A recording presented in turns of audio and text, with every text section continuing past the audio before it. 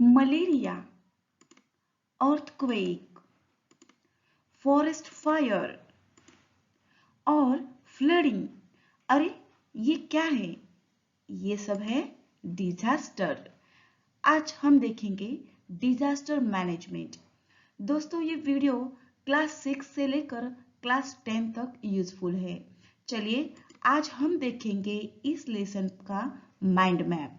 तो इससे पहले स्वागत है आपका इस चैनल पर, और अगर आपने सब्सक्राइब किया है तो बहुत अच्छे, और अगर आपने सब्सक्राइब नहीं किया है तो फटाफट से बेल आइकॉन पर टच कर दीजिए और चैनल को सब्सक्राइब कर दीजिए।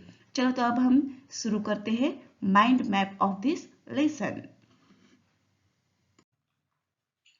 चलिए अब हम देखते हैं टाइप्स ऑफ डिजास्टर। देखिए यहाँ पर 3 टाइप्स है। पहला है geophysical, second biological and third one is man made. यहाँ पर फिर से जियोफिजिकल के 2 टाइप्स है, बायोलॉजिकल के 2 टाइप्स है और मैन मेड के 2 टाइप्स है। आपको ये पूरा माइंड मैप आपके माइंड में फिक्स करना है, इसीलिए मैंने ये पूरा एक ही स्लाइड पर दिया है। तो चलिए पहले देखते हैं हम जियोफिजिकल। जियोफिजिकल में फिर से यहाँ पर 2 टाइप्स है, एक है जियोलॉजिकल और दूसरा है एटमॉस्फेरिक। तो इसके नाम से ही हमें मालूम होता है कि जियोफिजिकल यानी जमीन के ऊपर जो डिजास्टर है, एक है जियोलॉजिकल जमीन के ऊपर और दूसरा है एटमॉस्फेरिक यानी कि वातावरण में। तो पहले हम देखेंगे जियोलॉजिकल। तो इसमें क्या आते हैं? Earthquake, flooding, tsunami, volcano and landslide etcetera. और दूसरा है एटमॉस्फेरिक यानी कि वातावरण में, वहां से जो डिजास्टर आते हैं, hot and cold waves, snow storms, floods, droughts, snowfall, hello storm, cyclones etcetera. तो चलिए अब हम इसे पिक्चर्स से देखते हैं ताकि आपको थोड़ा और इंटरेस्टिंग लगे और आपके ध्यान में रहे। चलो तो पहले हम जियोलॉजिकल डिजास्टर देखते हैं। तो ये है अर्थक्वेक। अर्थक्वेक के बारे में तो आपको मालूम ही होगा फ्रेंड्स। सबसे बड़ा अर्थक्वेक जो हमें मालूम है वो है लातूर जिले का किल्लारी, 30 सितंबर 1993 में जो हुआ था। और आपको पता है किल्लारी के ऊपर एक पिक्चर भी बनी हुई है। अगर आपने देखी है तो बहुत अच्छा, और अगर नहीं देखी है तो आप देख लीजिए। और अगर आपने देखी है तो मुझे कमेंट करके ज़रूर बताइए। और इस पिक्चर से आपको अर्थक्वेक के बारे में बहुत सी मालूमात हो जाएंगी। और उसके बाद है फ्लडिंग। तो ये देखिए फ्लडिंग का पिक्चर आपके सामने है। तो फ्लडिंग के बारे में भी आपको मालूम होगी। और लास्ट टाइम कोल्हापुर में जो फ्लड आया था उसके बारे में हमने बहुत सुना था। और अदर जो डिस्ट्रिक्ट है उन्होंने कोल्हापुर को बहुत इकोनॉमिकली सहायता भी की थी। और देखिए आसाम में 2020 में जो लास्ट टाइम फ्लड हुआ था वो सबसे बड़ा था। और उसके बाद 6 सितंबर 1970 में नर्मदा रिवर और 18 अगस्त 1979 में मच्चू रिवर, ये जो दो सबसे बड़े फ्लड्स है यानी कि record breaking in the world, ये ऐसे फ्लड्स है। The river brings heavy sediment load from catchment. These coupled with inadequate carrying capacity of rivers are responsible for causing flood. तो आपको अब मालूम हो गया कि फ्लड क्यों आता है। उसके बाद हम देखेंगे सुनामी। तो सुनामी के बारे में भी आपको कुछ ना कुछ तो मालूमात होगी। तो देखिए 1958 में अलास्का में सबसे बड़ा सुनामी आया था और वो था 1720 फुट का। तो सुनामी के बारे में हम ऐसे बोल सकते हैं कि a series of wave in a water body caused by the displacement of a large volume of water, generally in an ocean or large lake. अब हम देखेंगे एटमॉस्फेरिक। एटमॉस्फेरिक डिजास्टर्स कौन से होते हैं? तो हम पहले देखेंगे स्नोफॉल, उसके बाद साइक्लोन, देखिए पहले स्नोफॉल के बारे में बता देती हूँ मैं। The amount of snow that falls in a single storm, और ये है साइक्लोन, आप देख रहे हैं। तो साइक्लोन के बारे में हम बोल सकते हैं, cyclone is a large air mass that rotates around a centre of low atmospheric pressure. मतलब इनवर्ड में विंड रोटेट करती है। ये जो देखिए आपको रोटेट करते हुए दिख रहा है, और वो कहाँ पर है, इनवर्ड में रोटेट कर रहा है। और साइक्लोन के भी 4 टाइप्स होते हैं। एक है ट्रॉपिकल, दूसरा है पोलार, तीसरा है मेसोसाइक्लोन, और 4 नंबर का है एक्स्ट्रा ट्रॉपिकल। मतलब इस प्रकार साइक्लोन्स के 4 टाइप्स होते हैं। और उसके बाद है हेलस्टॉर्म। हेलस्टॉर्म देखो, यहाँ पर आपको हेल्स दिख रही है।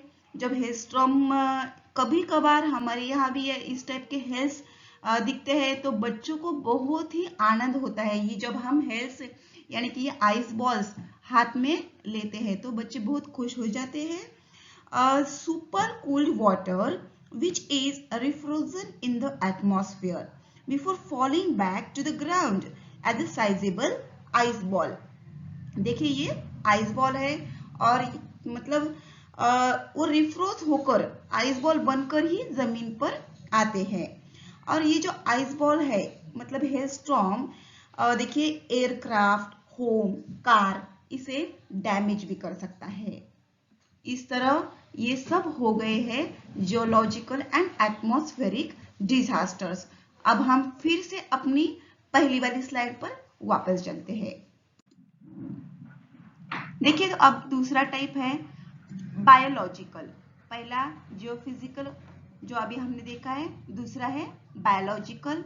बायोलॉजिकल में फिर से देखिए 2 टाइप्स है। एक है प्लांट रिलेटेड और दूसरा है एनिमल रिलेटेड। बायो मीन्स जैव, एनिमल प्लांट से रिलेटेड, जो कि सजीव हम ऐसे बोलते हैं उसे। तो देखिए forest fire, destruction of water bodies by aquatic weeds and destruction of land by grass et cetera, ये है प्लांट रिलेटेड में। और एनिमल रिलेटेड से जो डिजास्टर्स होते हैं, कॉलरा, मलेरिया, प्लेग एटसेट्रा, ये जो होते हैं caused due to infectious viruses and spread by insects, bites of poisonous animals, etc. तो अब हम इसे पिक्चर्स से देखते हैं ताकि आपको इंटरेस्टिंग लगे। चलिए फिर नेक्स्ट स्लाइड पर चलते हैं। चलिए पहले हम देखते हैं प्लांट रिलेटेड डिजास्टर्स। तो उसमें है फॉरेस्ट फायर। फॉरेस्ट में फायर क्यों लगती है? सही बताया आपने, हाई टेम्परेचर की वजह से फॉरेस्ट में आग लगती है। और जब यह आग लगती है तो वहाँ पर रहने वाले जो जानवर होते हैं उनका घर भी नहीं रहता है, और बहुत सारा हमारा भी नुकसान होता है। उसके बाद है एक्वेटिक वीड्स।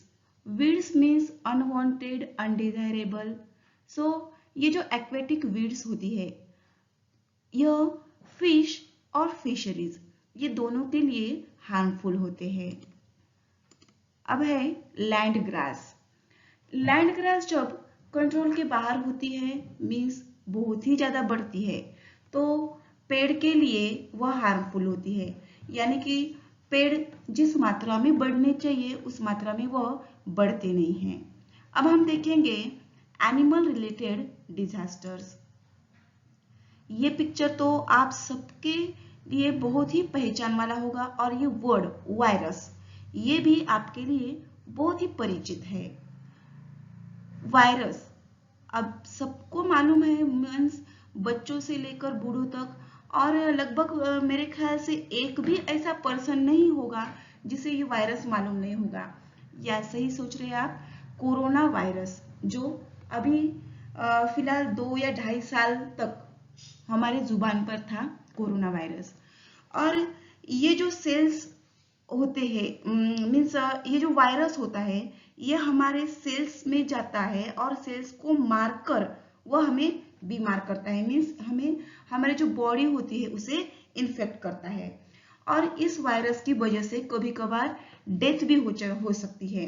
अभी कोरोना वायरस के जो चालू था तो उसमें हमें मालूम है कि बहुत जनों की डेथ भी हो गई है। और these viruses are capable of reproducing only when inside a host cell.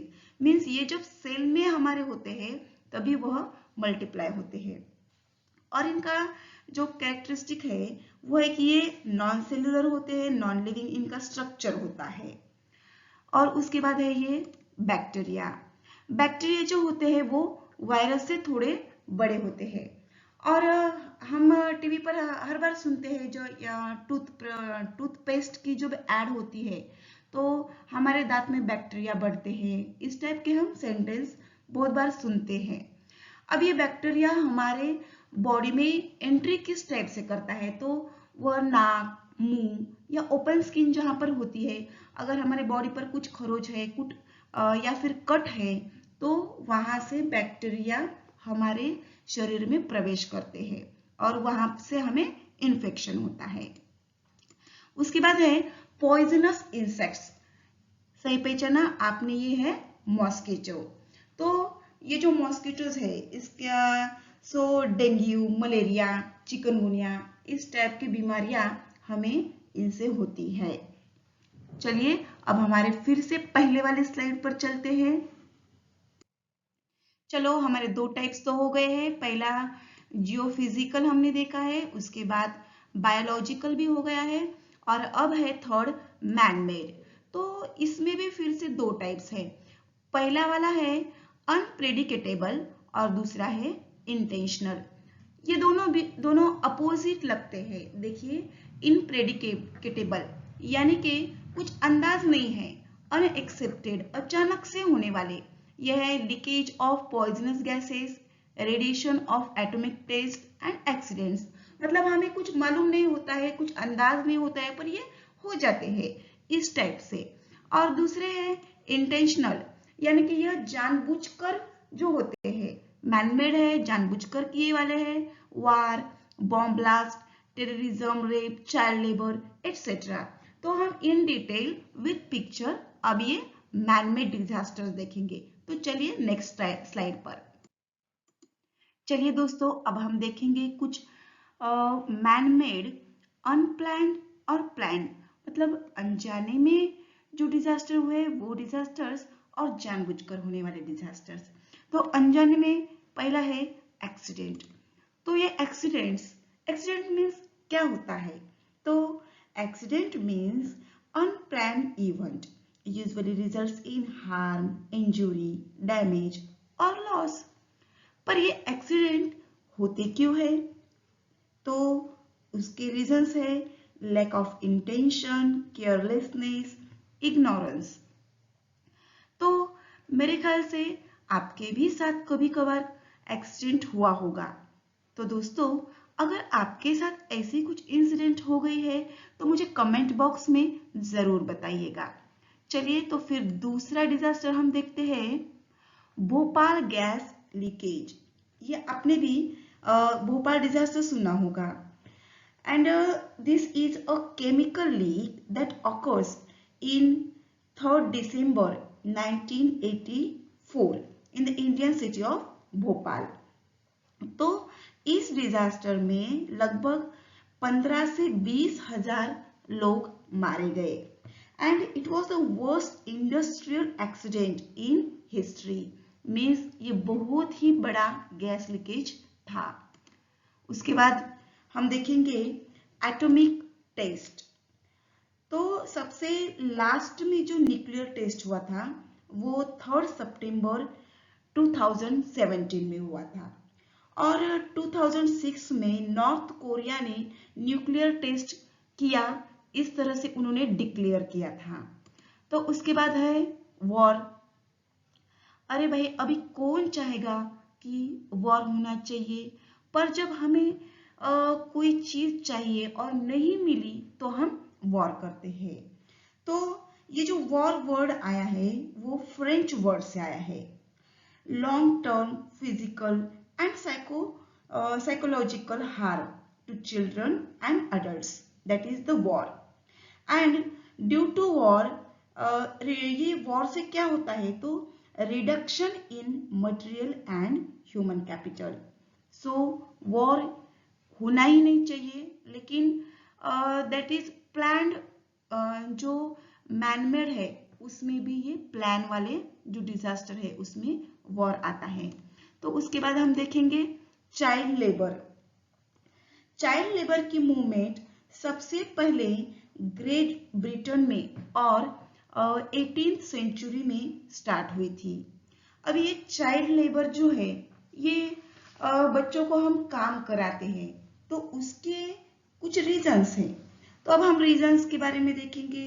तो poverty, lack of education, some natural disasters and limited understanding, इस रीजंस की वजह से चाइल्ड लेबर्स होते हैं। चलिए अब हम देखते हैं इफेक्ट्स ऑफ डिजास्टर। सपोज हम एक एग्जाम्पल ले लेंगे, यहाँ की रेलवे का एक्सीडेंट हो गया है, तो इससे क्या इफेक्ट होता है। फर्स्ट हम देखेंगे इकोनॉमिक इफेक्ट। भाई रेलवे का एक्सीडेंट हो गया है, तो रेलवे कुछ छोटी मोटी तो होती नहीं है, उसका बहुत सारा इकोनॉमिक लॉस वहां पे हो जाएगा। यानी कि उस रेलवे की दुरुस्ती होना है या फिर नए से कुछ उसमें डालना है, तो यहाँ पर रेलवे का इकोनॉमिक लॉस हो जाएगा। उसके बाद हम देखेंगे कि सोशल इफेक्ट। रेलवे का एक्सीडेंट हो गया है, तो लोगों पर तो उसका इफेक्ट होना ही है।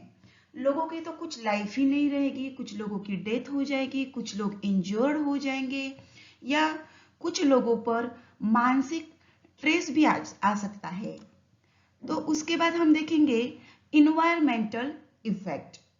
रेलवे का एक्सीडेंट हो गया है, तो क्रूड ऑयल या फिर अदर जो केमिकल्स होते हैं वो इधर उधर फैल जाएंगे, और उससे क्या होगा, सॉइल पोल्यूशन होगा। सॉइल पोल्यूशन से वो इधर उधर केमिकल जाकर रिवर पोल्यूशन यानी कि वाटर पोल्यूशन भी हो सकता है, और एयर पोल्यूशन भी उससे होता है। तो जो पूरा इन्वायरमेंट है तो वो बिगड़ ही जाने वाला है। उसके बाद हम देखेंगे कि मेडिकल इफेक्ट उस पर क्या होता है। लोगों का वहां पर रेलवे का एक्सीडेंट हो गया है, तो लोग इंजर्ड हो गए हैं। बहुत सारे लोग वहां से फिर मेडिकल में जाएंगे, मेडिकल पर ट्रेस आने वाला है। कुछ लोग अच्छे रहेंगे या फिर कुछ लोगों की डेथ भी हो जाएंगी, कुछ लोग इंजर्ड हो जाएंगे। इस तरह मेडिकल पर भी उसका इफेक्ट होने वाला है। उसके बाद हम देखेंगे कि पॉलिटिकल इफेक्ट क्या होता है। रेलवे का एक्सीडेंट हो गया है, तो लोगों का उस समय जो पॉलिटिकल पार्टी रहेगी उस पर से पूरा विश्वास उठ जाएगा कि भाई ये तो अच्छी नहीं है, इनका कामकाज अच्छा नहीं है, यानी कि पॉलिटिकल स्ट्रेस भी आएगा। उसके बाद एडमिनिस्ट्रेटिव। एक्सीडेंट होने के बाद रेलवे का जो टाइम टेबल है, उनका जो ट्रांसपोर्ट सिस्टम है वो बिगड़ जाएगा, वो कोलैप्स हो जाएगा। जो वर्कर्स है उन पर काम का ट्रेस भी बढ़ जाएगा, यानी कि एडमिनिस्ट्रेटिव इफेक्ट ये हो गया है। अभी हम देख सकते हैं कि जो 2-3 साल से जो कोरोना पैंडेमिक सिचुएशन हम हैंडल कर रहे हैं, तो उसमें भी हम देख सकते हैं इकोनॉमिक, यानी कि बहुत सारे लोगों के जॉब छूट गए, उनका खाने का रहने का बहुत सारे ऐसे सवाल खड़े हो गए हैं। उसके बाद सोशल में तो बहुत ही उसका इफेक्ट हो गया है, हम सब जानते हैं। इन्वायरमेंट तो बहुत ही बिगड़ गया है। हम एयर पोल्यूशन देख सकते हैं कोरोना के टाइम। फिर मेडिकल, पूरे दवाखाने तो भरे वाले ही थे, हर दवाखाने में बेड का बहुत सारे प्रॉब्लम्स थे। और फिर पॉलिटिकल स्ट्रेस भी बढ़ गया था, एडमिनिस्ट्रेटिव सिस्टम जो थी वो भी कोलैप्स हो रही थी, मेडिकल के ऊपर स्ट्रेस आ रहा था। इस तरह कौन सा भी डिजास्टर रहा, तो इस टाइप के इफेक्ट्स हमें सहन करने पड़ते हैं। अब हम देखेंगे फेजेस ऑफ डिजास्टर मैनेजमेंट। यहाँ पर 2 फेजेस होती है। तो पहली है प्री डिजास्टर मैनेजमेंट। अब आपत्ति आने से पहले उनका क्या मैनेजमेंट होता है, तो इस मैनेजमेंट के पास वो जहां पर एरिया है तो उस एरिया में कौन से प्रकार की आपत्ति आ सकती है इसके बारे में उन्हें पूरी मालूमात होती है और आपत्ति के संबंध में कौन से एरिया में क्या हो सकता है इसके बारे में उनके पास मैप होते हैं और जो टीम होती है वो पूरी तरह से ट्रेन होती है।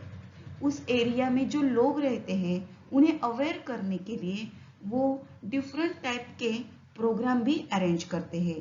तो ये सब आता है प्री डिजास्टर मैनेजमेंट में।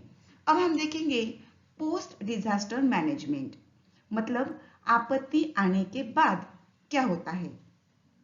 तो ये जो मैनेजमेंट होती है आपत्ति आने के बाद एकदम अलर्ट भी होती है और उनके पास रेस्क्यू टीम होती है जो कि ट्रेन है और ज्यादा से ज्यादा लोगों को वो सहायता करती है, लोगों को आपत्ति के बारे में वो अलर्ट करते हैं और जितना भी हो सके उतनी उन लोगों को सहायता मिलती है। Disaster management cycle. अब हम देखेंगे आपत्ति व्यवस्थापन की साइकिल किस टाइप से होती है, उनका काम किस तरह से होता है। तो पहले प्रिपरेशन। अब हम सपोज अर्थक्वेक के बारे में ही देख लेंगे। तो प्रिपरेशन इस स्टेप में क्या होता है, तो this aspect deals with plan to minimise the destruction caused by earthquake, मतलब जो डिस्ट्रक्शन होता है वह कम कैसे कर सकते हैं उसके बारे में इस प्रिपरेशन किया जाता है। उसके बाद redemption, this aspects deal with plan to save maximum lives and minimise the damage to society and country. उसके बाद आता है प्रिपेयर्डनेस। अर्थक्वेक प्रोन रीजन जो रहते हैं वहां पर लोगों को अलर्ट किया जाता है और उन्हें रिस्पॉन्स के लिए रेडी किया जाता है। उसके बाद इम्पैक्ट ऑफ डिजास्टर, यानी आपत्ति आने के बाद वहां पर आपत्ति आने के बाद जो प्लान बनाया वाला होता है तो उसका पूरा रिव्यू लिया जाता है। उसके बाद रिस्पॉन्स, इस एस्पेक्ट में जो अथॉरिटी होती है वहाँ की जनरल पब्लिक होती है उनकी तरफ से क्विक रिस्पॉन्स लिया जाता है और जितनी भी हो सके उन्हें सहायता दी जाती है। उसके बाद रिसर्जेंस, यह एस्पेक्ट बहुत ही इम्पोर्टेंट है। हमारे नेशनल प्रोग्रेस पर इस आपत्ति का कुछ भी इफेक्ट ना पड़े इसलिए यह रिसर्जेंस होता है। उसके बाद रिस्टोरेशन, जो जनजीवन पूरा अस्ता व्यस्त हो गया है उसे नॉर्मल बनाने के लिए उन्हें ज्यादा से ज्यादा सहायता देकर और नेशनल प्रोग्रेस पर कुछ भी उसका इफेक्ट ना पड़े इस टाइप से यह रिस्टोरेशन होता है। और यह रिसर्जेंस और रिस्टोरेशन ये दोनों भी एस्पेक्ट नेशनल प्रोग्रेस के लिए इम्पोर्टेंट है। Structure of disaster management. अब हम देखेंगे डिजास्टर मैनेजमेंट का स्ट्रक्चर किस टाइप से होता है। तो पहले नेशनल डिजास्टर मैनेजमेंट, वहां पर चेयरमैन प्राइम मिनिस्टर होते हैं। उसके बाद स्टेट डिजास्टर मैनेजमेंट अथॉरिटी, यहाँ पर चेयरमैन चीफ मिनिस्टर होते हैं। उसके बाद डिस्ट्रिक्ट डिजास्टर मैनेजमेंट अथॉरिटी, यहाँ पर collector, the district collector is responsible for pre and post disaster management as well as the implementation of rehabilitation schemes as the district level। यहाँ पर disaster management को coordinate करना, उनके plans बनाना, यह पूरी responsibility collector के ऊपर होती है। उसके बाद तालुका डिजास्टर मैनेजमेंट अथॉरिटी, यहाँ पर तहसीलदार प्रमुख होते हैं। उसके बाद विलेज लेवल कमिटी और यहाँ पर सरपंच प्रमुख होते हैं। यहाँ पे विलेज लेवल कमिटी, इसमें actual rescue and rehabilitation work होता है जो सबसे लास्ट में विलेज लेवल पर आता है। और पहले जो तीन है नेशनल, स्टेट और डिस्ट्रिक्ट, इसमें अदर संस्थाएं भी होती है जो डिजास्टर मैनेजमेंट के लिए सहायता करती है। इस टाइप से डिजास्टर मैनेजमेंट का स्ट्रक्चर होता है। तो चलिए friends, thank you for watching this video. आपने पूरी वीडियो देखी है। होप आपको ये वीडियो पसंद आई होगी, और वीडियो में आपको क्या अच्छा लगा ये मुझे कमेंट करके ज़रूर बताइएगा। और आपको नेक्स्ट किस टॉपिक पर वीडियो चाहिए ये भी मुझे आप कमेंट करके ज़रूर बताइए। चलिए, तो वीडियो को लाइक और शेयर करना मत भूलिए।